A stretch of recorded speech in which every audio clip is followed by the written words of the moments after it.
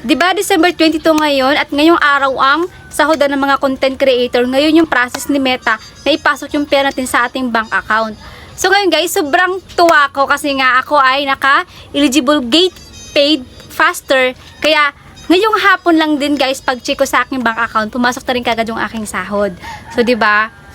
So alam nyo ba guys kung bakit ko nakuha yan siya kaagad-agad guys? So ito nga po pala guys yung ginawa ko.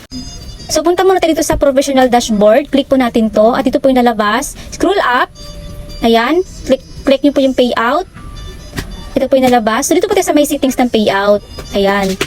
Click lang po natin yan siya guys. Ito po yung lalabas. Ito sa payout method. So, kung gusto niyo pong mag-update, click lang po natin itong sa mga account na nakalagay. Click mo natin yung case ni Corinca. So, ito ay ginamit ko lang guys para explain ko sa inyo. And so, pag mag-update nyo lang po, ayan po, bago po tayo mag-fill up guys, meron po agad naka-warning dito na before updating your payout method, ma-on-hold talaga yung kinikita dahil nga bagong lagay, bagong update sa inyong bank account. So, ito yung ganitong bank transfer, wire transfer. Ito yung link your PayPal account. So, ito yung pinakabagong ginawa itong pinakabagong update ni bank transfer. Dati kasi wire transfer lang at saka PayPal account lang yung pwede natin gamitin. So, mag-aantay ka pa ng 7 to 10 days. So, ngayon itong bank transfer, napakaganda nito.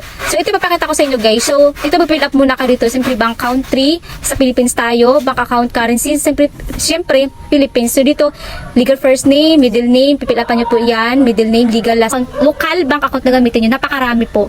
Ayan po. Ayan, may Bank de Oro. Yan. Mabibilis po yan siya dyan. Mabilis po.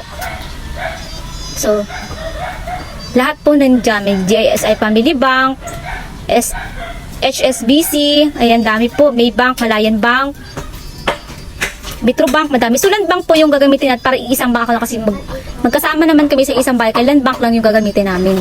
So, ayun siya guys. Diyan ko po nakuha yung eligible, dito ko po nakuha yung eligible get paid faster. Kasi yung unang-unang sahod ko dito, mabilis lang. Kasi wala pang inabot ng 2 araw. Pumasok na po kaagad yung sahod ko dito kay Meta or kay Facebook. Pag first payout nyo po dito sa Facebook, na kayo sa local bank po na yan, wala pang 3 araw, papasok na rin kaagad.